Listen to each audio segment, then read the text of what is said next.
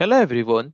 आज के क्लास में हम class 12 IT CBSE board students के एम्प्लॉयबिलिटी स्किल बुक का यूनिट 1 जो कि कम्युनिकेशन स्किल है उस चैप्टर के बारे में डिस्कशन आज के क्लास से हम शुरू करने जा रहे हैं।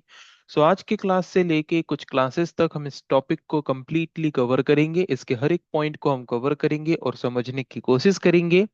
ये जो टोटल चैप्टर है, इस चैप्टर का नाम क्या है? Communication skills. इस चैप्टर में हम सीखेंगे कम्युनिकेशन क्या है, कम्युनिकेशन स्किल्स की जरूरत हमें क्यों है, और कम्युनिकेशन स्किल्स को बेटर करने के लिए हमें कौन कौन सी चीजों में इम्प्रूवमेंट खुद को करना पड़ेगा। इन सब चीजों के बारे में हम इस चैप्टर में कवर करने वाले हैं। तो शुरू करते हैं ये चैप्टर और हर एक पॉइंट को एक एक करके कवर करने की कोशिश करेंगे। तो शुरू करते हैं। तो सबसे पहले होता है इंट्रोडक्शन पार्ट। तो इंट्रोडक्शन पार्ट में सबसे पहले हम समझेंगे कि ये कम्युनिकेशन एक्चुअल में होता क्या है। What do you mean by communication? Communication ये जो वर्ड है हम कई बार सुन के आ रहे हैं या फिर हम कई बार सुने होंगे इस टर्म को। कम्युनिकेशन करना, इसका मतलब क्या होता है? Communication means what? दो इंसान एक दूसरे के साथ अगर कोई इंफॉर्मेशन शेयर कर रहे हैं, that means that is known as communication. Very simple. communication is a two-way process. What communication is? Communication is a two-way process. Communication is a two-way process. Okay. Communication एक two way process है। Two way process हम किसको बोलते हैं? Two way मतलब क्या? मतलब ये एक ऐसा प्रोसेस है जो दोनों तरफ से होता है। It's a process that is to way process. To way process मतलब एक ऐसा प्रोसेस जिस प्रोसेस में दो इंसान कम से कम होना जरूरी है। Okay. That's why it is known as two way process. अगर मैं किसी के साथ कम्युनिकेशन करना चाहता हूँ तो उसके लिए मतलब मेरे इंफॉर्मेशन को रिसीव करने के लिए कोई दूसरा इंसान भी तो चाहिए। it's a process where we at least need two person. One is sender, another one is receiver. Okay. That's why communication is a two way process. Communication एक two way process है। Through this process, what we do? Through this process, we share the information or message with individuals. Okay, it's a process through which we share the information with individuals. Communication एक ऐसा process है जिस process के द्वारा हम बाकियों के साथ क्या करते हैं? इंफॉर्मेशन या फिर मैसेजेस को शेयर करते हैं। कैसे? लैंग्वेजेस यूज करके या फिर different type of symbols use करके, different type of signs use करके, डिफरेंट टाइप ऑफ बिहेवियर्स के द्वारा हम क्या करते हैं? इंफॉर्मेशन या फिर मैसेजेस को एक्सचेंज करते हैं। जिस प्रोसेस के द्वारा, उस प्रोसेस को हम क्या बोलेंगे? कम्युनिकेशन। आई होप सबको क्लियर हो गया होगा कि कम्युनिकेशन क्या है। Communication is a process of sharing information or exchanging information between individuals. Okay. That may be by using any language, or that may be by using any symbols, that may be by the help of our behavior. Okay. तो किसी भी तरीके से अगर हम हमारे information को किसी के साथ शेयर कर रहे हैं तो उस इंफॉर्मेशन को शेयर करने की प्रोसेस को हम बोलते हैं कम्युनिकेशन। और यहाँ पे जबकि इंफॉर्मेशन हम जिसके साथ शेयर करेंगे तो उसके लिए हमें और एक इंसान चाहिए, और हम इंफॉर्मेशन शेयर कर रहे हैं तो हम भी एक इंसान हैं। ये एक ऐसा प्रोसेस है जिस प्रोसेस में कम से कम दो इंसान होना जरूरी है। That's why it is known as two way process. Okay. I hope सबका क्लियर हो गया होगा कि कम्युनिकेशन है क्या। कम्युनिकेशन एक टू वे प्रोसेस है। टू वे को हम अभी हटा देते हैं, हम सिंपली समझते हैं कि कम्युनिकेशन एक प्रोसेस है। इस प्रोसेस में हम क्या करते हैं? इस प्रोसेस में हम इंफॉर्मेशन शेयर करते हैं। ओके। किसके साथ? इंडिविजुअल्स के साथ। मतलब किसी भी इंडिविजुअल्स के साथ अगर हम इंफॉर्मेशन या फिर कोई मैसेज शेयर कर रहे हैं तो वो इंफॉर्मेशन या फिर मैसेज शेयर करने की प्रोसेस को हम क्या बोलेंगे? कम्युनिकेशन। आई होप सबका क्लियर हो गया होगा। Communication is a process. What kind of process is this? It is a process of sharing information or message with individuals. Okay. मतलब किसी के साथ भी इंफॉर्मेशन या फिर मैसेज अगर हम जो शेयर करते हैं तो उस प्रोसेस को हम बोलते हैं कम्युनिकेशन। तो इसके बहुत सारे एग्जांपल्स अभी दिमाग में आएंगे। जैसे कि अगर हम एक क्लासरूम में बैठे हैं और वहां पे टीचर्स अगर हमारे साथ कोई इंफॉर्मेशन शेयर कर रहे हैं तो क्या वो कम्युनिकेशन कहलाएगा? यस। अगर हम हमारे दोस्तों को कोई इंफॉर्मेशन शेयर कर रहे हैं तो वो इंफॉर्मेशन शेयर करने की प्रोसेस को क्या कम्युनिकेशन कह सकते हैं? यस, ऑफ कोर्सली कह सकते हैं। सो आई होप सबका अभी कॉन्सेप्ट इजीली क्लियर हो गया होगा कि ये कम्युनिकेशन है क्या। ये कम्युनिकेशन एक प्रोसेस है जिस प्रोसेस के द्वारा हम इंफॉर्मेशन को शेयर करते हैं। और इसको हम टू वे प्रोसेस इसीलिए बोलते हैं क्योंकि जब भी हम कोई भी कम्युनिकेशन का एग्जाम्पल कंसीडर करेंगे, हम देख सकते हैं कि हर एक एग्जाम्पल में कम्युनिकेशन का कम से कम दो पर्सन तो होते ही हैं। एटलीस्ट टू पर्सन यहाँ पे अवेलेबल होते हैं। एक होते हैं सेंडर और एक होते हैं रिसीवर। ओके। तो हम कम्युनिकेशन किसके साथ करेंगे, इंफॉर्मेशन किसके साथ शेयर करेंगे? ऐसा कोई इंसान भी तो होना चाहिए जो हमारे इंफॉर्मेशन को रिसीव करे, तब ना हम उसको इंफॉर्मेशन शेयर करेंगे।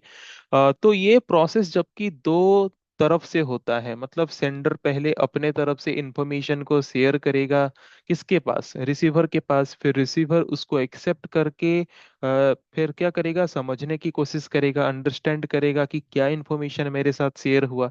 फिर वो इंफॉर्मेशन को समझा या नहीं समझा तो उसका वो एक फीडबैक हमें मिलता है कि नहीं। उसके बाद सेंडर के पास रिसीवर से एक फीडबैक आएगा कि हाँ मुझे ये चीजें समझ आया या फिर ये चीजें समझ नहीं आया। जैसे कि क्लासरूम में हम होते हैं, टीचर्स कुछ पढ़ाते हैं, स्टूडेंट्स उसको रिसीव करते हैं, अगर समझ आता है तो समझ आता है बोलते हैं, नहीं समझ आता है तो नहीं समझ आया बोलते हैं। तो वो जो समझ आया या फिर नहीं समझ आया जो रिसीवर के तरफ से सेंडर के पास आता है वो होता है फीडबैक। ओके। सो ये एक ऐसा प्रोसेस हुआ जहां पे सेंडर पहले रिसीवर के पास इंफॉर्मेशन भेजेगा, इंफॉर्मेशन उस रिसीवर उस इंफॉर्मेशन को रिसीव करेगा। फिर रिसीव करने के बाद फिर क्या करेगा, वो चीजों को जो भी उसने रिसीव किया उसको उसने समझा या नहीं समझा, उसका एक फीडबैक भी वो प्रोवाइड करेगा सेंडर के पास। तो जबकि ये प्रोसेस दोनों तरफ से हो रहा है, पहले सेंडर से शुरू होके रिसीवर के पास जा रहा है, देन अगेन रिसीवर से फिर सेंडर के पास आ रहा है, जबकि ये प्रोसेस टू वे में हो रहा है, दोनों तरफ से हो रहा है। इसीलिए हम इसको टू वे प्रोसेस बोलते हैं। आई होप पूरा कंप्लीटली अभी क्लियर सबका हो चुका होगा कि कम्युनिकेशन एक टू वे प्रोसेस क्यों है। ओके। सो ये जो कम्युनिकेशन प्रोसेस है, इस कम्युनिकेशन प्रोसेस के कुछ पार्ट्स होते हैं जैसे कि स्पीकिंग, लिसनिंग, रीडिंग, राइटिंग। ये सब कम्युनिकेशन के पार्ट्स हैं, है कि नहीं। मतलब हम किसी को बोल के कम्युनिकेट कर रहे हैं, कोई सुन के कम्युनिकेट कर रहा है। जैसे कि जो सेंडर है, मैं अभी सेंडर हूं, तो मैं बोल के कम्युनिकेट कर सकता हूँ, लिख के कम्युनिकेट कर सकता हूँ। और जो रिसीवर है वो सुन के कम्युनिकेट कर सकते हैं या फिर पढ़ के कम्युनिकेट कर सकते हैं। सो सेंडिंग, मतलब speaking, listening, reading, writing. So these are the parts of communication which help us to understand all this. So, to learn a language, one need to develop four key skills, naming listening, speaking, reading, writing. तो अगर हम कोई भी language use करके communicate करना चाहते हैं किसी के साथ भी, तो उसके लिए हमें ये चार स्किल मतलब क्लियरली डेवलप करना जरूरी है उस लैंग्वेज को बेस करके। अगर मैं कोई एक लैंग्वेज को यूज करके किसी के साथ भी कम्युनिकेट करना चाहता हूँ तो मुझे वो लैंग्वेज सुन सुन के समझ आना चाहिए, मुझे बोलना आना चाहिए, उस लैंग्वेज को मुझे लिखने आना चाहिए, उस लैंग्वेज को मुझे पढ़ने भी आना चाहिए। Okay. Then only we can use that particular language to communicate with someone clearly. Okay. अगर हम एक लैंग्वेज जो हम यूज कर रहे हैं कम्युनिकेट करने के लिए, अगर हम उसको अच्छे से बोल सकते हैं, सुन सकते हैं, मतलब समझ सकते हैं, लिख सकते हैं, पढ़ सकते हैं, then only by using that language we can communicate with anyone easily. Okay. So I hope इतना तो सबका अभी तक क्लियर हो गया होगा कि कम्युनिकेशन क्या है। कम्युनिकेशन एक टू वे प्रोसेस है।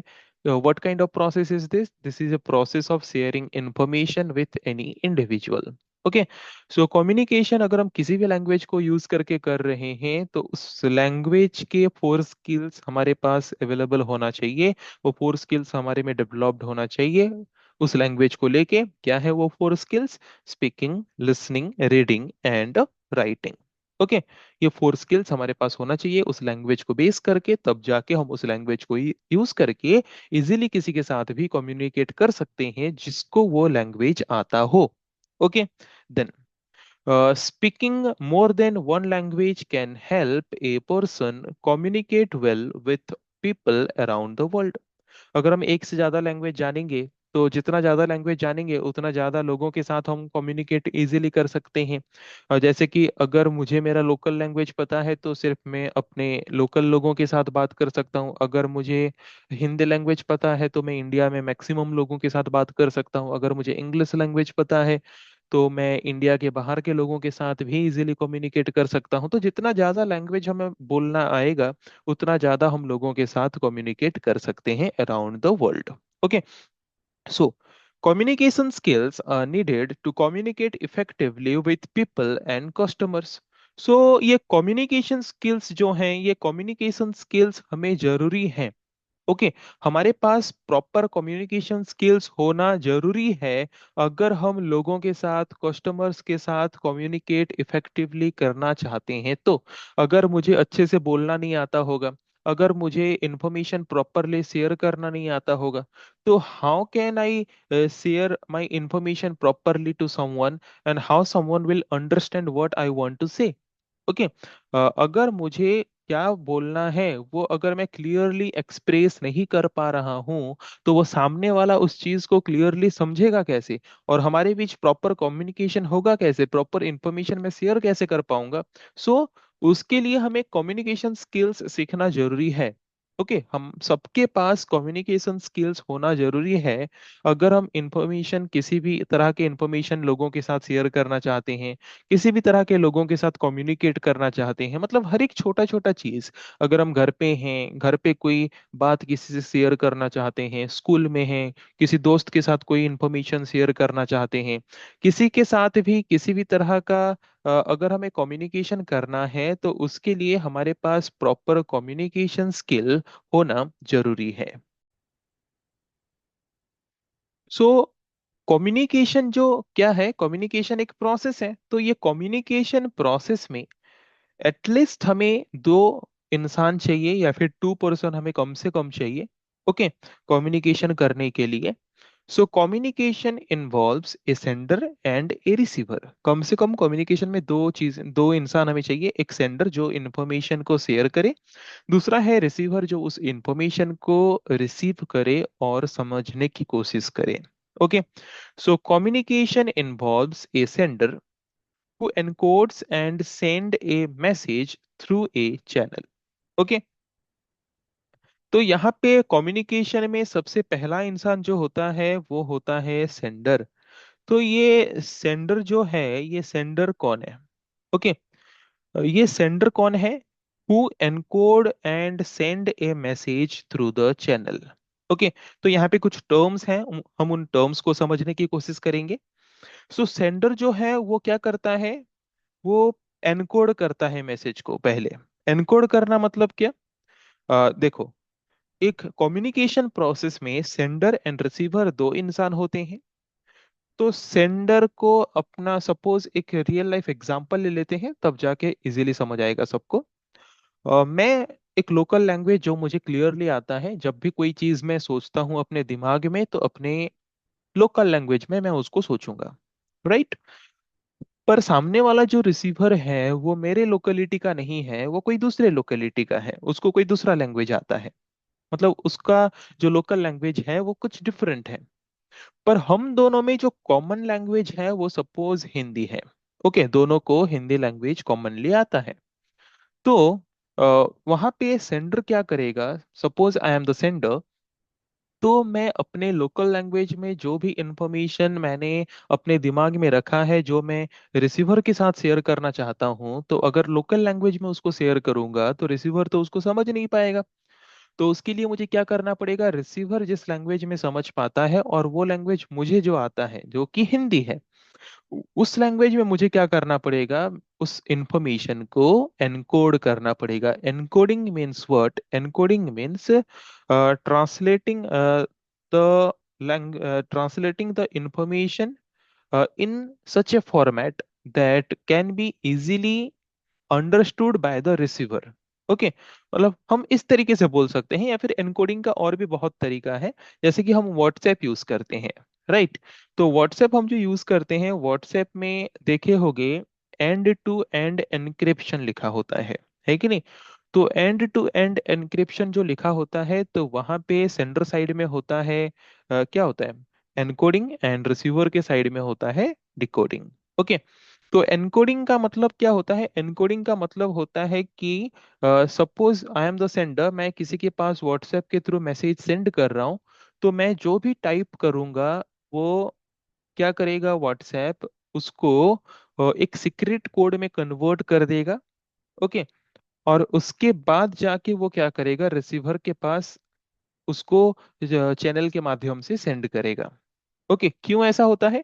ऐसा करने का मतलब ये होता है कि हम जो भी मैसेज टाइप करके किसी के पास भेज रहे हैं वो सिर्फ मेरे और रिसीवर के बीच ही सीक्रेट रहे, वो बाकी किसी को पता ना चले। That is known as encoding. Okay.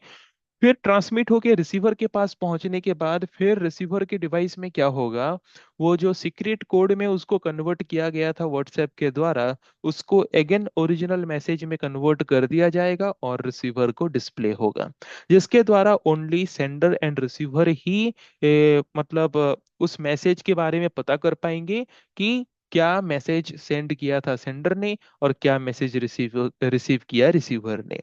Okay. So I hope encode का मतलब क्लियर हो गया होगा। Encoding means converting the original message in such a form that can only understood by the receiver. Okay.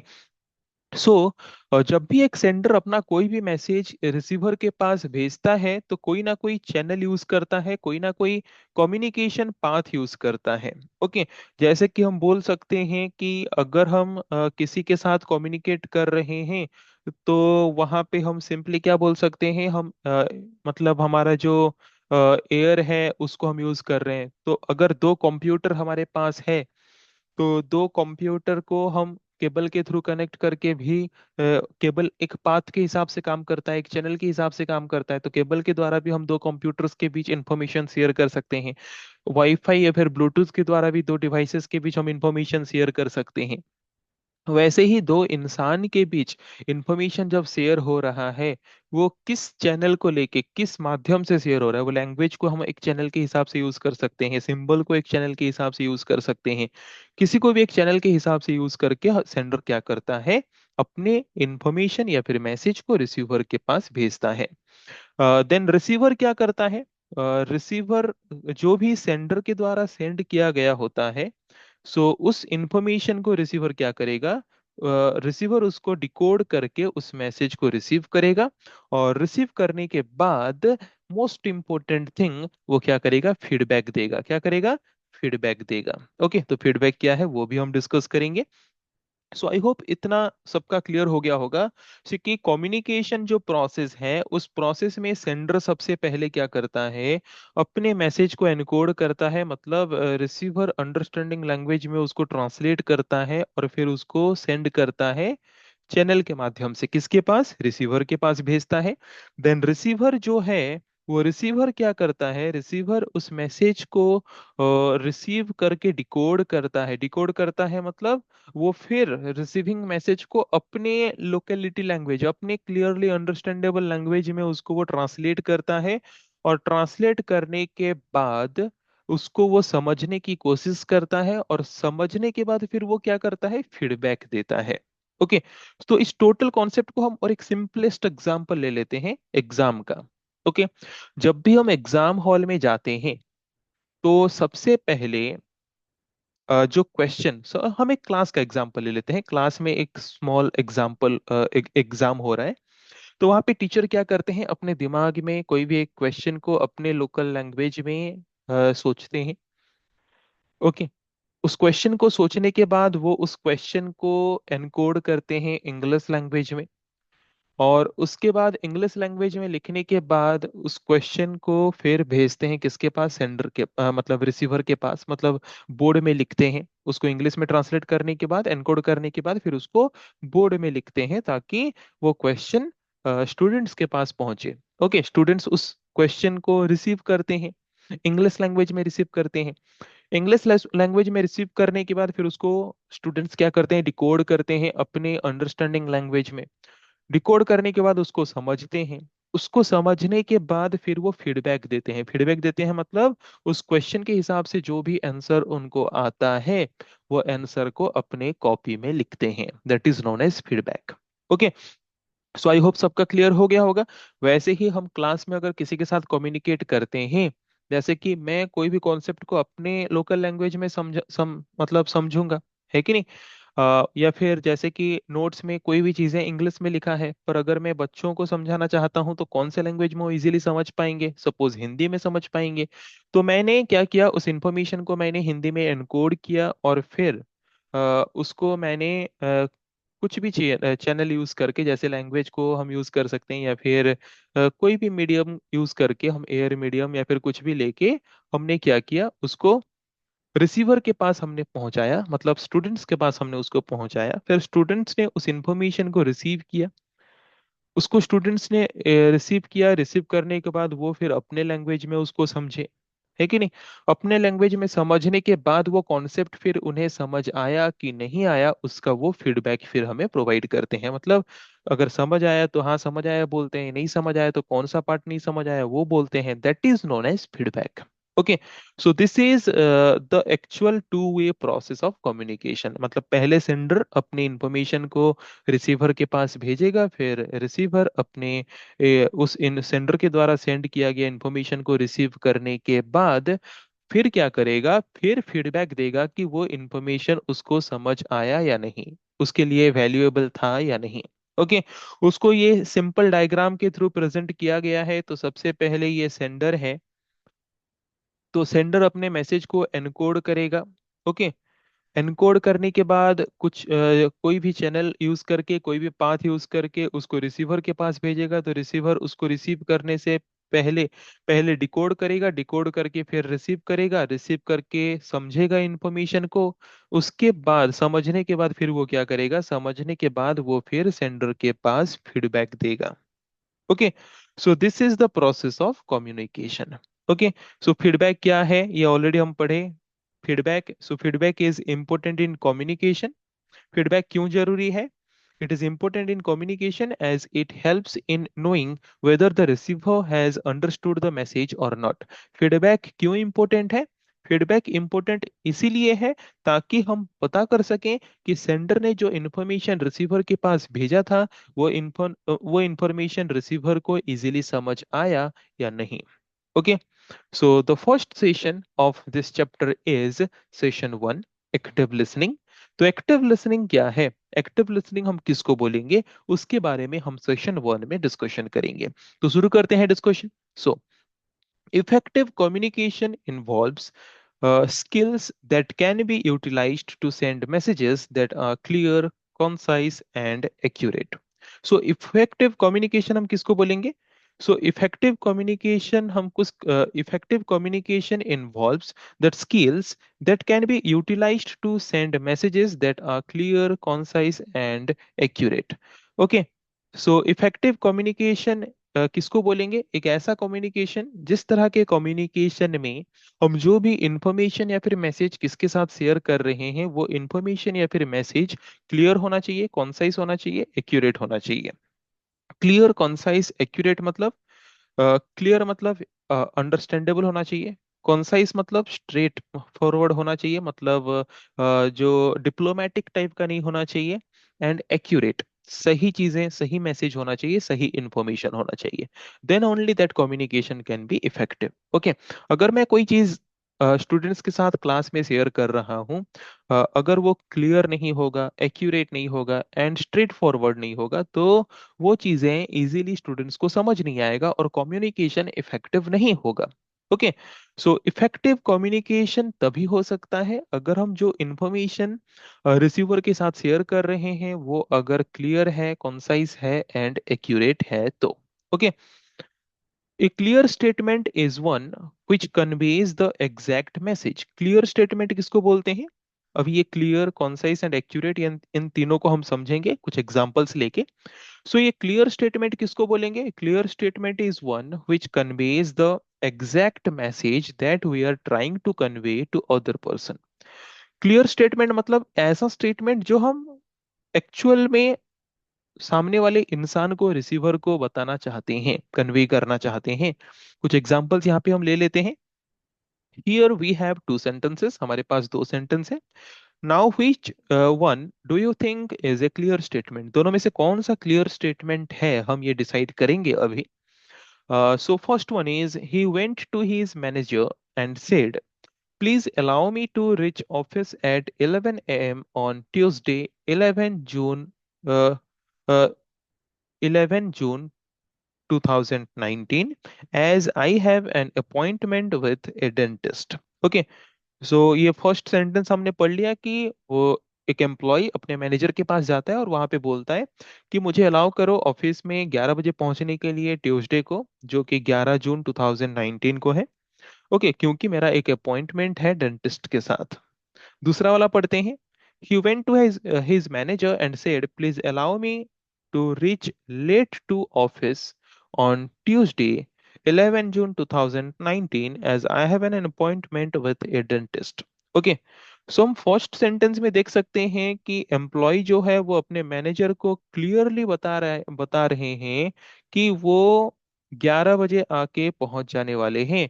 पर सेकंड में वो clearly नहीं बता रहे हैं कि वो कितने बजे आके पहुंचेंगे, वो सिंपली बोल रहे हैं कि I allow me to reach late. Okay, तो ये दो सेंटेंस में क्लियर कौन सा है, ज्यादा एक्चुअल इंफॉर्मेशन कन्वे कौन सा सेंटेंस कर रहा है? Of coursely sentence one. Okay, so sentence one is a kind of example of clear statement. Okay, I hope ये सबका क्लियर हो गया होगा कि क्लियर स्टेटमेंट किस तरह के होते हैं। देन नेक्स्ट आते हैं, a concise statement is appropriately brief और to the point. Okay, straightforward, जैसे कि मैंने बोला, टू द पॉइंट मतलब ज्यादा घुमा फिरा के डिप्लोमेटिक तरीके का स्टेटमेंट नहीं होना चाहिए। Statement simple and straight forward होना चाहिए, अप टू द पॉइंट होना चाहिए। ओके, तो अभी हम दो एग्जांपल कंसिडर करते हैं और देखते हैं कि कौन सा स्ट्रेट फॉरवर्ड है। The manager replied, all right you may come late. ये एक सेंटेंस है। दूसरा सेंटेंस आते हैं। The manager replied, "All right, you may come late, but it is a matter of great concern that the most employees come late, and you are also developing the same habit." So पहले sentence में हम देख सकते हैं कि manager ने to the point shortly बता दिया कि ऑल राइट, ठीक है, कोई बात नहीं, लेट में आ सकते हो। सेकंड सेंटेंस में मैनेजर ने रिप्लाई किया कि ऑल राइट, ठीक है, you may come late, late में आ सकते हो, बट कंफ्यूजन में भी ये डाल दिया कि ये एक मैटर ऑफ ग्रेट कंसर्न है कि अभी बहुत से एम्प्लॉय हैं जो कि लेट में आ रहे हैं, और वही सेम चीज आप भी करना चाहते हो, या फिर आप भी उस चीज का हैबिट करना शुरू कर रहे हो। ओके, तो इन दोनों में टू द पॉइंट कौन सा है, मतलब क्लियरली हाँ या ना बोलने वाला सेंटेंस कौन सा है? Of course we can say the first one. Okay, first one में वो कंसाइज है स्टेटमेंट, मतलब क्लियरली मैनेजर बोल रहे हैं yes you may come late, no problem. But second में हाँ भी बोल रहे हैं, ना भी बोल रहे हैं, that kind of statement is that. Okay, उसके बाद हम आते हैं, नेक्स्ट है accurate. So an accurate statement is one that is factual. Accurate मतलब जो फैक्ट है, जो सही है, that is it's correctness can be verified. Okay, जो स्टेटमेंट करेक्ट हो। ओके, उसके लिए दो एग्जांपल ले लेते हैं। She informed the office that 50% of books given for binding have been completed. Okay. Then second sentence क्या है? She informed the office that most of the books given for binding have been completed. तो accurate information ज्यादा कौन दे रहा है? Who is giving the more accurate information? ज्यादा accurate information दे रहा है कौन? फर्स्ट सेंटेंस, कि 50% बुक का जो बाइंडिंग है वो कंप्लीट हो चुका है। तो वहां से हम बोल सकते हैं कि that statement is accurate. Okay, तो ये फर्स्ट वाला जो स्टेटमेंट है ये हमारा क्लियर भी है। ओके, कि 50% बुक बाइंडिंग हो चुका है, कॉन्साइज भी है, मतलब टू द पॉइंट है, कोई कंफ्यूजन वाला स्टेटमेंट नहीं है, एंड एक्यूरेट भी है। That means this kind of statement can be used for effective communication. Okay, ये स्टेटमेंट वन जो है, इस तरह के स्टेटमेंट को हम यूज कर सकते हैं इफेक्टिव कम्युनिकेशन करने के लिए। सो आई होप सबका अभी क्लियर हो गया होगा कि इफेक्टिव कम्युनिकेशन करने के लिए जो भी इंफॉर्मेशन हम कन्वे करना चाहते हैं रिसीवर के सामने, तो वो क्या होना चाहिए? That must be clear, that must be concise and that must be accurate. Okay, so I hope सबका क्लियर हो गया होगा। Then, so it is thus important to ensure that our communication is clear, concise, and accurate. So effective communication skills help us to communicate the message correctly, precisely, and completely. Effective communication, एक communication effective communication तभी कहलाएगा अगर उस communication में हम जो भी message या फिर इंफॉर्मेशन रिसीवर को कन्वे कर रहे हैं वो क्लियर है, कॉन्साइज है एंड एक्यूरेट है तो। ओके, और अगर हमारे पास कम्युनिकेशन स्किल की कमी है, lack of communication skills can result in confusion. अगर हमारे पास कम्युनिकेशन स्किल की कमी है, देन कंफ्यूजन हो सकते हैं, फ्रस्ट्रेशंस हो सकते हैं एंड वेस्टेड एफर्ट्स हो सकते हैं and we may missed the opportunity. Okay, अगर हमारा कम्युनिकेशन स्किल बेहतर नहीं होगा तो कंफ्यूजन क्रिएट हो सकता है, फ्रस्ट्रेशन हो सकता है, वेस्टेड एफर्ट्स हो सकते हैं या फिर अपॉर्चुनिटीज भी मिस्ड हो सकते हैं। Okay, next topic is listening skill. Effective communication क्या है ये हमने डिस्कस कर लिया एंड आई होप सबका क्लियर भी हो चुका होगा। Next one is listening skill. So every effective conversation start with listening. देखो, इफेक्टिव कम्युनिकेशन जो है वो सिर्फ सेंडर की तरफ से होने से नहीं होगा, उसको रिसीवर की तरफ से भी करना पड़ेगा एक कम्युनिकेशन को इफेक्टिव कम्युनिकेशन बनाने के लिए। सेंडर को एक कम्युनिकेशन को इफेक्टिव कम्युनिकेशन बनाने के लिए क्या करना पड़ेगा कि what ever information, what ever message that sender is conveying, that must be clear, concise and accurate. वो तो हमने देखा। अभी हम देखेंगे कि अगर एक रिसीवर है तो वो एक कम्युनिकेशन को इफेक्टिव कम्युनिकेशन कैसे कर सकता है? By having a good listening skill. एक अच्छा लिसनिंग स्किल अगर एक रिसीवर के पास है, then that receiver can make the communication as effective communication. Okay, so every effective conversation or communication starts with listening. एक कम्युनिकेशन, बेहतर कम्युनिकेशन, इफेक्टिव मतलब क्या? बेहतर। बेहतर कम्युनिकेशन कब होगा? जब रिसीवर उस कम्युनिकेशन को सुनना शुरू करेगा। Okay, so listening skill is one of the most important skills in communication. Listening skill जो है वो एक बहुत ही इंपॉर्टेंट स्किल है कम्युनिकेशन का। It is important to learn to give undivided attention to a person with whom a conversation is taking place. Most important thing कि जब भी हम कम्युनिकेशन कर रहे हैं तो जिसके साथ हम कम्युनिकेशन कर रहे हैं अटेंशन उसी इंसान के तरफ होना चाहिए, हमारा अटेंशन अनडिवाइड होके। ओके, वही लिखा है, it is important to learn to give undivided attention to a person with whom a conversation is taking place. जिसके साथ हम कम्युनिकेशन कर रहे हैं अटेंशन सिर्फ उसी इंसान के साथ ही होना जरूरी है जब भी हम कम्युनिकेशन को इफेक्टिव कम्युनिकेशन बनाना चाहते हैं तो। Okay, so, given below are some reasons why listening attentively is important. Okay, क्यों attentively listen करना एक effective communication में important है, उसके कुछ reasons हम यहाँ पे देखेंगे। We listen to obtain information। अगर हम clearly सुनेंगे, attentively सुनेंगे, तो हमें सारा information सही तरीके से मिलेगा। Well listen to understand. अगर हम प्रॉपर तरीके से सुनेंगे समझ में आएगा। जैसे कि क्लासेस में हम क्या करते हैं, टीचर्स को इन्फॉर्मेशन को कन्वे कर रहे होते हैं और हम दोस्तों के साथ बात कर रहे होते हैं, तो वो छोटा सा मोमेंट जहाँ पे हम टीचर्स के द्वारा कन्वे किया गया इन्फॉर्मेशन को मिस कर लेते हैं, तो वहां पे कॉन्सेप्ट भी हमें समझने में कॉम्प्लिकेटेड हो जाता है। पर अगर हम अटेंटिवली लिसन करेंगे then of course we will understand the concept easily. We listen to enjoy. अगर हम कोई भी इंफॉर्मेशन कहीं से भी रिसीव कर रहे हैं, अगर वहां की सारी इंफॉर्मेशन हम क्लियरली सुनेंगे तो हमें समझ आएगा, और जितना हमें क्लियरली इंफॉर्मेशन समझ आता है उतना हम उसको सुनने में एंजॉय भी करते हैं। We listen to learn. जितना क्लियरली अटेंटिवली हम सुनेंगे उतना हम सीखेंगे। We listen to build and maintain relationship. अगर दो इंसान एक दूसरे के साथ बात कर रहे हैं और अगर एक दूसरे के बात को वो सुन रहे हैं अटेंटिवली, ओके, तो जिसके द्वारा रिलेशनशिप जो है वो और ज्यादा बेहतर होता है।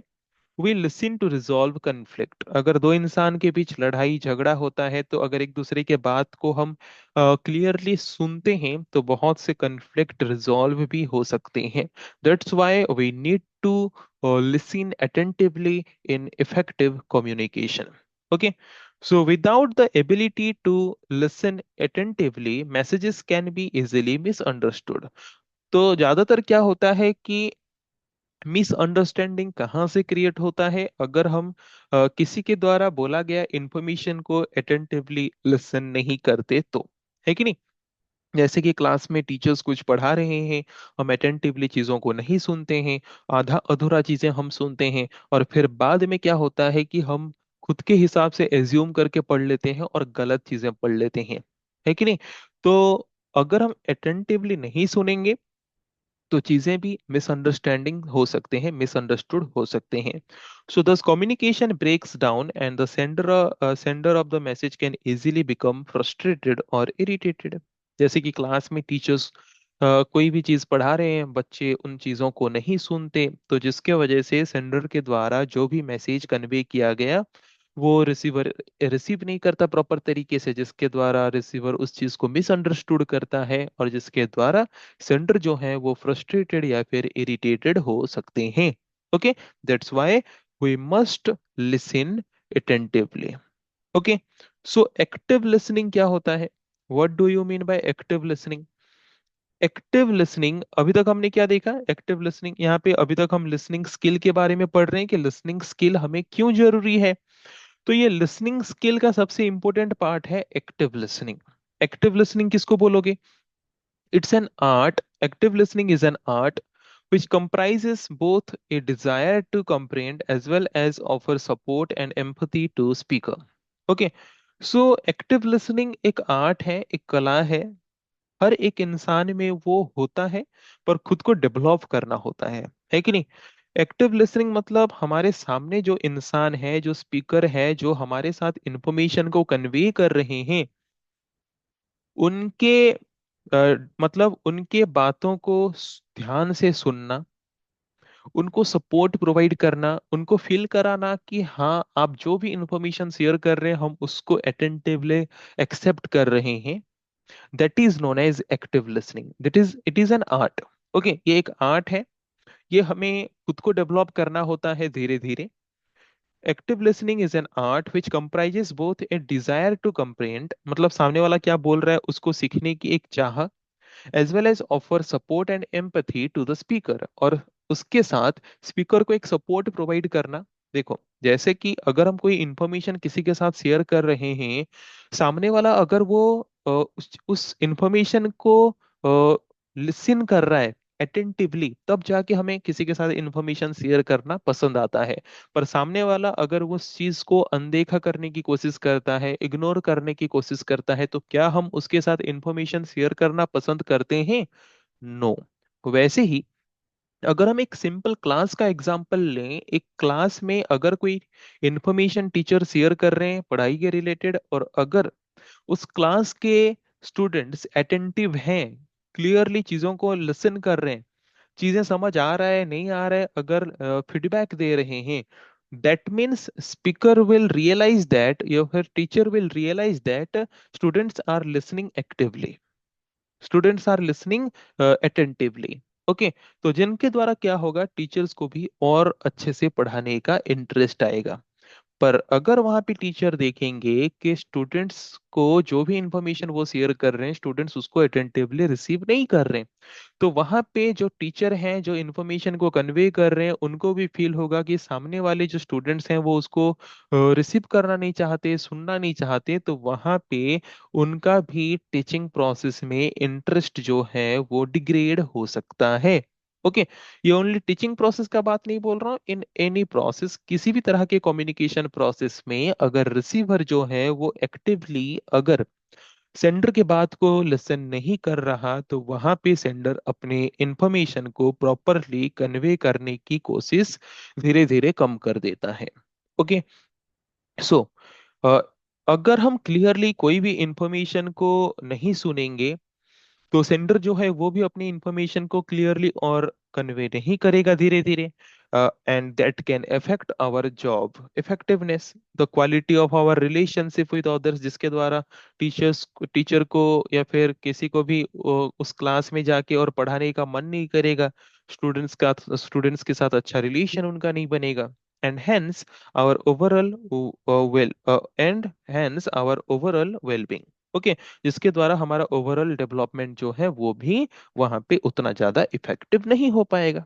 Okay, so active listening allows us to understand the problems and collaborate to develop solution। अगर हम कोई भी चीजों को क्लियरली समझेंगे तो हमें इंफॉर्मेशन भी क्लियर मिलेगा, है कि नहीं? जैसे कि हमने थोड़ी देर पहले ऊपर पढ़ा कि अगर हम अटेंटिवली लिसन करते हैं, attentively listening is known as active listening. Okay, अगर हम कोई चीज को अटेंटिवली लिसन कर रहे हैं that is known as active listening. Active listening अगर हम करेंगे तो हम सामने वाले के द्वारा कन्वे किया गया इंफॉर्मेशन को समझेंगे, प्रॉब्लम्स को समझेंगे, और वहां से हम कोई सॉल्यूशन भी डेवलप कर सकते हैं। Okay, so the various factor that affect active listening are as follows। so ऐसे कुछ factors हैं जो कि active listening को affect कर सकते हैं। ओके, तो क्या है वो factors? the first one is eye contact। Okay, so it is a form of body language, it is one of the most important aspect in the communication process। जब भी सेंडर एंड रिसीवर एक दूसरे के साथ communication कर रहे हैं तो वहां पे आई कांटेक्ट होना बहुत जरूरी है एक्टिव लिसनिंग के लिए। So maintaining an eye contact with the person you are talking to sends a signal to the speaker that yes I am talking to you and listening to you। Okay, जैसे कि एक class में teacher हैं पढ़ा रहे हैं, वो students की तरफ देख रहे हैं, और स्टूडेंट्स जो हैं वो टीचर्स की तरफ देख के उस इंफॉर्मेशन को रिसीव कर रहे हैं। तो ये आई कांटेक्ट जो है, ये आई कांटेक्ट डिफाइन करता है कि yes the active listening is going on and effective communication is also going on. Okay, so avoiding eye contact could mean that you do not want to listen to the person speaking to you। जैसे हम classes में करते हैं, अगर हमें class में पढ़ने का मन नहीं होता जब टीचर पढ़ा रहे होते हैं तो तब हम क्या करते हैं, सामने टीचर्स को ना देख के इधर उधर हम देख रहे होते हैं, आई कांटेक्ट नहीं करते। तो वहां से क्लियरली पता चल जाता है कि सामने जो स्टूडेंट बैठा है तो वो एक्टिवली लिसन नहीं कर रहा, जिसके द्वारा हमारा इफेक्टिव कम्युनिकेशन नहीं हो पाता। टीचर जो भी इंफॉर्मेशन शेयर करते हैं वो स्टूडेंट के द्वारा इजीली रिसीव नहीं हो पाता। So first thing that is necessary for active listening is eye contact. Okay, सामने जो भी इंफॉर्मेशन शेयर कर रहे हैं उनके साथ प्रॉपर आई कांटेक्ट होना चाहिए, ताकि उनको भी रियलाइज हो कि सामने वाला हमारा इंफॉर्मेशन रिसीव कर रहा है। Then next one is gesture. Gesture means what? this indicate to the speaker if you are listening or not। keep your hand and feet still while talking to someone। Okay, जैसे कि अगर हम किसी से बात कर रहे हैं, जैसे कि मैं अभी क्लास में सपोज हूँ एंड स्टूडेंट्स को हम कुछ पढ़ा रहे हैं, और स्टूडेंट्स वहां पे हमारे बात को सुने बगैर वहां पे पेन के साथ खेल रहे होते हैं, कॉपी किताब में कुछ लिख रहे होते हैं इधर उधर, है कि नहीं? मतलब उनका जो जेस्चर है, मतलब हैंड मूवमेंट, बॉडी मूवमेंट होता है कि नहीं, ऐसा होता है जहां से पता चल जाता है कि सामने वाला जो स्टूडेंट है वो एक्टिवली लिसन नहीं कर रहा। सो जेस्चर मस्ट बी प्रॉपर। हमारा जो जेस्चर है एक्टिव लिसनिंग के वक्त वो प्रॉपर होना चाहिए, स्टिल होना चाहिए, हाथ पैर ये सब नहीं हिलना चाहिए अगर हम किसी के साथ कम्युनिकेट कर रहे हैं तो। Next one, avoiding distraction. Okay, other distractions को हमें अवॉइड करना जरूरी है। जैसे कि सपोज एक क्लास में कुछ पढ़ाई चल रहा है, सडनली क्लास के गेट के बाहर से कोई मूव करके चले जाते हैं, कुछ थोड़ा आवाज आ जाता है, तो स्टूडेंट्स का ध्यान जो है वो डायरेक्टली उस नॉइज के तरफ चला जाता है, उस डिस्ट्रैक्शंस की तरफ चला जाता है कि नहीं? तो उन चीजों को हमें अवॉइड करना जरूरी है एक्टिव कम्युनिकेशन करने के लिए, एक्टिव लिसनिंग करने के लिए। You need to identify the things that distract you. उन हमें जब भी हम किसी के साथ कम्युनिकेट कर रहे हैं तो जो चीजें हमें डिस्ट्रैक्ट कर सकते हैं, हमें लग रहा है उन चीजों को अवॉइड करना जरूरी है। You must physically remove the distraction in order to listen attentively. Okay, तो हमें क्लियर माइंडसेट रखना जरूरी है कि नहीं, हम अभी क्लास में हैं, तो क्लास में जो कम्युनिकेशन हो रहा है हम उसको ध्यान से सुनेंगे। आउटसाइड में जो भी चीजें हो रहा है हम उस डिस्ट्रैक्शंस को अवॉइड करेंगे। Okay, for example, reducing the ringtone of your mobile phone or switching it off while attending a meeting or listening to someone while avoid distraction. Okay, तो जब हम मीटिंग में एक दूसरे के साथ डिस्कशन कर रहे हैं तो वहां पे अक्सर हमें बोला जाता है मोबाइल को साइलेंट कर लेने के लिए, स्विच ऑफ कर लेने के लिए। क्यों? ताकि किसी भी तरह के डिस्ट्रैक्शंस ना हो। इसी तरह से क्लासेस में अगर टीचर्स कुछ पढ़ा रहे हैं स्टूडेंट्स को, तो वहां पे स्टूडेंट्स को भी ध्यान देना है कि उनके आसपास के अगर कोई बाकी स्टूडेंट्स बात कर रहे हैं तो उस डिस्ट्रैक्शन से बचें, उसको क्लियरली अवॉइड करें। ओके, देन और क्या ऐसे फैक्टर्स हैं जो कि हमारे एक्टिव लिसनिंग को इफेक्ट करते हैं? Giving feedback. Feedback can be positive और नेगेटिव। फीडबैक पॉजिटिव भी आ सकता है, नेगेटिव भी आ सकता है, but feedback must be given. Okay, एक रिसीवर जब भी इंफॉर्मेशन को रिसीव करता है उसके बाद वो फीडबैक देना जरूरी है, चाहे वो पॉजिटिव फीडबैक हो या फिर नेगेटिव फीडबैक हो। But in both the cases one needs to be polite so that the person to whom the feedback is being given is not hurt or offended. So feedback जो है वो positive भी हो सकता है, negative भी हो सकता है। सपोज दो इंसान एक दूसरे के साथ बात कर रहे हैं या फिर एक क्लासरूम है, क्लासरूम में टीचर कुछ पढ़ा रहे हैं और वहां पे स्टूडेंट्स हैं जो क्लासरूम में बैठे हैं। तो अगर उनको कोई टॉपिक टीचर्स के द्वारा पढ़ाया जा रहा है तो ऐसे कुछ सिचुएशंस होते हैं जहाँ पे टीचर्स को कुछ, स्टूडेंट्स को कुछ चीज समझ आता है तो कुछ चीजें समझ नहीं आता। तो जहाँ पे समझ आता है वहां पे पॉजिटिव फीडबैक मिलेगा, जहाँ पे समझ नहीं आता वहां पे नेगेटिव फीडबैक मिलेगा। But whatever feedback a receiver will give, जो भी फीडबैक एक रिसीवर देगा सेंडर को, that feedback must be given in a polite manner. Okay, that must be remember कि अगर हम किसी को किसी भी तरह के फीडबैक देते हैं वो फीडबैक एक पोलाइट मैनर में होना चाहिए, जैसे सेंडर को हर्ट फील ना हो या फिर ऑफेंडेड फील ना हो। इस चीज को हमें ध्यान देना जरूरी है जब भी हम एक्टिव लिसनिंग करते हैं तो। ओके, सो एक्टिव लिसनिंग करते वक्त क्या किन किन फैक्टर्स पे हमें ध्यान देना जरूरी है? Eye contact, clear eye contact होना चाहिए। उसके बाद gesture, hand and feet movement नहीं होना चाहिए। डिस्ट्रैक्शंस अवॉइड होने चाहिए। एंड फीडबैक जो भी हम दे रहे हैं वो पोलाइट मैनर में होना चाहिए। ओके, सो ये कुछ फैक्टर्स हैं जो कि हमें ध्यान में रखना जरूरी है जब भी हम एक्टिव लिसनिंग कर रहे हैं तो। Now we will discuss some stages of active listening. The best kind of listening is active listening. ये तो हमने जाना कि अगर हम अच्छे से कम्युनिकेशन करते वक्त सेंडर के द्वारा सेंड किया गया इंफॉर्मेशन को लिसन कर रहे हैं, then that is known as active listening. तो एक्टिव लिसनिंग कब होता है? It happens when we hear, understand, respond and remember what is being said. Active listening तभी हम बोलेंगे जब हम क्या करते हैं, सेंडर के द्वारा सेंड किया गया इंफॉर्मेशन को हम क्लियरली सुनते हैं, समझते हैं और फिर हम रिस्पॉन्ड देते हैं, रिस्पॉन्स करते हैं और फिर हम उसको याद रखते हैं कि हमें क्या बोला गया था। ओके, जैसे कि एक क्लास में एक्टिव लिसनिंग किसको बोला जाएगा कि टीचर्स ने जो भी इंफॉर्मेशन क्लास में शेयर किया, अगर हम उसको ध्यान से सुनते हैं, उसको क्लियरली समझते हैं, जो भी चीजें डाउट हुआ उसको हम रिस्पॉन्स करके पूछते हैं और फिर जो भी चीजें उस क्लास में डिस्कशन हुआ, जो भी हमने सुना उसको हम याद रखते हैं, देन उस टोटल लिसनिंग को हम बोलेंगे active listening. Okay, so there are 5 stages of active listening. 5 stages हैं एक्टिव लिसनिंग का। क्या है वो 5 stages? First one is receiving. पहले सेंडर के द्वारा सेंड किया गया इंफॉर्मेशन को हम रिसीव करेंगे। रिसीव करना मतलब it involves listening attentively, attentively चीजों को सुनना। सुनने के बाद फिर हम क्या करेंगे? Understanding. It is N informed agreement about something और समवन। उसके बाद जो भी हमने रिसीव किया वो हम समझेंगे, यस ये सही है, ये गलत है, ये समझेंगे। उसके बाद हम क्या करेंगे? रिमेम्बरिंग। उसके बाद उसको हम याद रखेंगे कि क्या हमें बोला गया, क्या हमने रिसीव किया, क्या हमने समझा। उसके बाद हम इवेल्युएट करेंगे। ओके, इवेल्युएट करेंगे मतलब जज करेंगे कि जो इंफॉर्मेशन हमने रिसीव किया क्या वो सही इंफॉर्मेशन है, क्या इससे बेहतर हो सकता है, उसमें क्या क्या चीजें कमी है, क्या हम ऐड कर सकते हैं। इवेल्युएट करेंगे। इवेल्युएट करने के बाद फिर हम क्या करेंगे? रिस्पॉन्ड करेंगे, मतलब जो भी फीडबैक हम देना चाहते हैं वो फीडबैक हम देंगे। Okay, these are the five stages of active listening. First, receive the information, then try to understand it, then try to remember it, then evaluate it after remembering. Remember करने के बाद उसको इवेल्युएट करो, क्या उसमें क्या इंप्रूव और हो सकते हैं।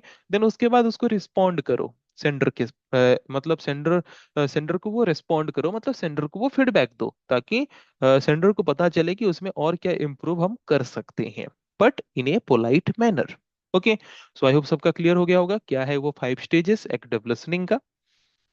Next, how to ensure active listening.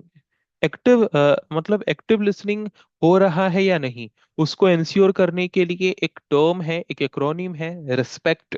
Okay, इसका फुल फॉर्म है, हर एक लेटर का एक एक फुल फॉर्म है, एक एक टर्म है।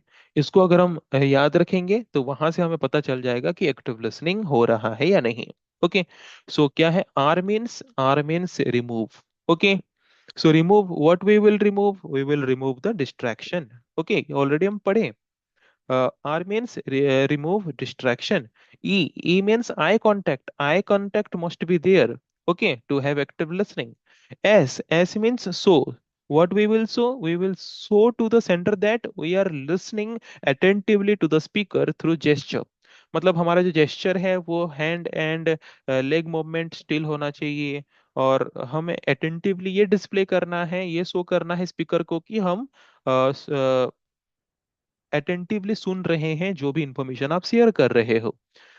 पे means pay attention and focus on what speaker is saying. Speaker जो बोल रहे हैं उसको अटेंशन देना है, pay attention. E means empathize. Empathize means empathize and feel the emotion of speaker. Empathy is the ability to share someone's feeling or experience by imagining what it would be like to be in that person's situation. Okay, मतलब empathise होना जरूरी है। मतलब जो भी हमारे साथ information share कर रहे हैं, उनके फीलिंग्स को हमें रिस्पेक्ट दे के और उनके इंफॉर्मेशन को हमें रिस्पेक्टफुली एक्सेप्ट करना आना चाहिए। हमें इस चीज को ध्यान में रखते हुए कि अगर उनके जगह पे हम वहां पे होते तो हमें किस तरह का रिस्पेक्ट वहां पे हम डिजर्व करते हैं, एक्सपेक्ट करते हैं। Okay, so that is known as empathise. Then C means clarify doubts. Okay, जो भी चीजें हम लिसन कर रहे हैं, whatever doubts we have to ask as a feedback. Okay, वहां पे फीडबैक देते वक्त हम वहां पे पूछ सकते हैं जो भी डाउट्स हमारे आते हैं।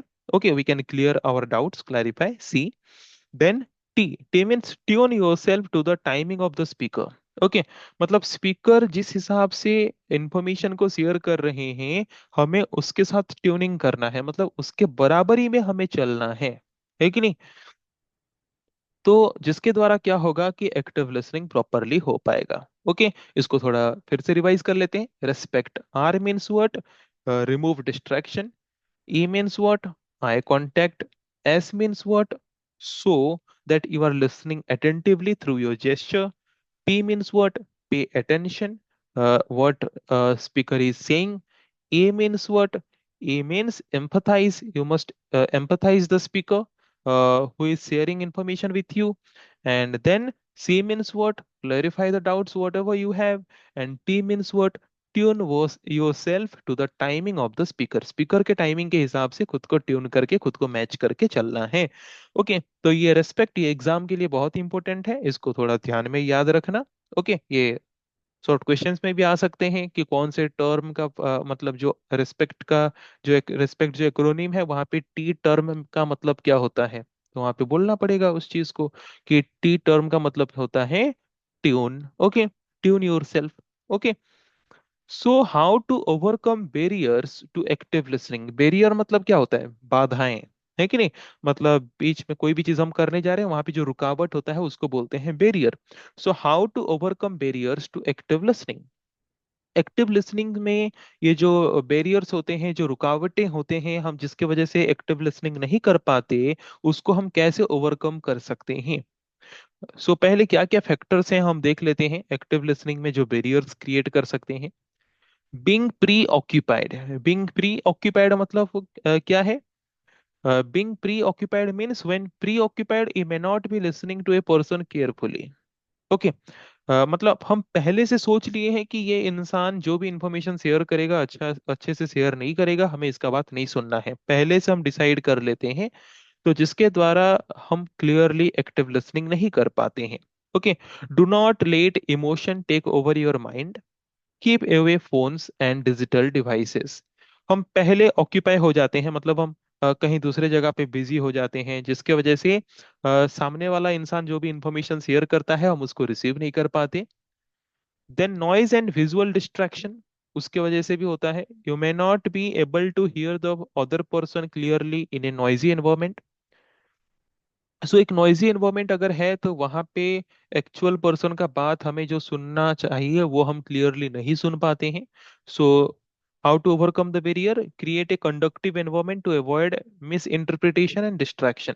एक ऐसे एनवायरमेंट में कम्युनिकेशन करने की कोशिश करेंगे जहाँ पे ये डिस्टरबेंस ना हो। देन और क्या फैक्टर होते हैं हो सकते हैं एक्टिव लिसनिंग में बैरियर होने का? पास्ट एक्सपीरियंस और माइंडसेट। ओके। सो ऐसा होता है हमारे में कुछ माइंडसेट होता है, प्री जजमेंटल माइंडसेट हमारे में होता है पास्ट एक्सपीरियंस को लेके। तो उसके बेसिस में भी हम एक्टिव लिसनिंग कई केसेस में नहीं कर पाते। सो उसको कैसे करोगे, उस तरह के बैरियर को कैसे हटा सकते हैं? We have to avoid developing biases and be objective in your approach when interacting with others. जब सामने वाला कोई इंफॉर्मेशन शेयर कर रहा है तो पहले से प्री जजमेंटल नहीं होना है। ओके। पास्ट एक्सपीरियंस को लेके जज नहीं करना है। Whatever information they are sharing we have to receive it respectfully. Then personal factor, अगर किसी इंसान के साथ मतलब पर्सनली हम पर्सनल कुछ फीलिंग्स के साथ अगर हम इमोशनली हर्ट होते हैं, या फिर पर्सनली अगर किसी के साथ हमारा कोई दुश्मनी है जिसके द्वारा हम क्या करते हैं, अ, चीजों को हम उतना क्लियरली सुनने की कोशिश नहीं करते, तो उसको कैसे ओवरकम करोगे? सामने वाले को पहले जो भी चीजें कन्वे करना है उसको क्लियरली कन्वे करने दो। देन उसके बाद रिस्पॉन्ड करो। ज्यादातर हम क्या करते हैं, किसी के साथ अगर कोई पर्सनली हम मतलब हमारा रिलेशन अच्छा नहीं होता तो वहां पे हम क्या करते हैं, बात को पूरा सुने ही हम बीच में बोलने लगते हैं, जिसके द्वारा मिसअंडरस्टैंडिंग होता है। तो इसको कैसे अवॉइड करोगे? वहां पे एक्टिव लिसनिंग कैसे कर सकते हैं? पहले सामने वाले को बोलने दो, then whatever response you want to give you can give. Okay. So ये थे सेशन वन, ये चैप्टर का, ये जो हमारा कम्युनिकेशन स्किल है उसका जो फर्स्ट सेशन था, जहाँ पे हमने डिस्कस किया इफेक्टिव कम्युनिकेशन क्या है, कम्युनिकेशन क्या है, कोई भी लैंग्वेज यूज करके कम्युनिकेशन करेंगे तो उसके लिए कुछ इंपॉर्टेंट स्किल्स क्या हैं, इफेक्टिव कम्युनिकेशन क्या है, इफेक्टिव कम्युनिकेशन किसको बोलेंगे, सेंडर की तरफ से, देन रिसीवर की तरफ से इफेक्टिव कम्युनिकेशन करने के लिए लिसनिंग स्किल्स होना चाहिए, क्या है लिसनिंग स्किल, अटेंटिवली लिसनिंग करना क्यों जरूरी है। उसके बाद हमने ये भी डिस्कस किया कि एक्टिव लिसनिंग किसको बोलते हैं, एक्टिव लिसनिंग जो है, एक्टिव लिसनिंग करने के लिए क्या क्या फैक्टर्स पे हमें ध्यान देना जरूरी है। उसके बाद एक्टिव लिसनिंग के 5 स्टेजेस क्या क्या हैं, क्या क्या ऐसे बैरियर्स हैं जो कि एक्टिव लिसनिंग में आ सकते हैं, और कैसे उन बैरियर्स को हम अवॉइड करेंगे। इन सब चीज़ों के बारे में आज हमने डिस्कस किया। और ये इफेक्टिव कम्युनिकेशन होना बहुत जरूरी है, किसी भी इंसान के साथ अगर हम इंफॉर्मेशन शेयर कर रहे हैं या फिर किसी भी इंसान से अगर हम इंफॉर्मेशन को रिसीव कर रहे हैं तो। सो नेक्स्ट क्लास में हम सेशन 2 में जाएंगे इस चैप्टर का और उसके बारे में डिस्कस करेंगे। सो आज के क्लास को यहीं पे एंड करते हैं। So thank you everyone.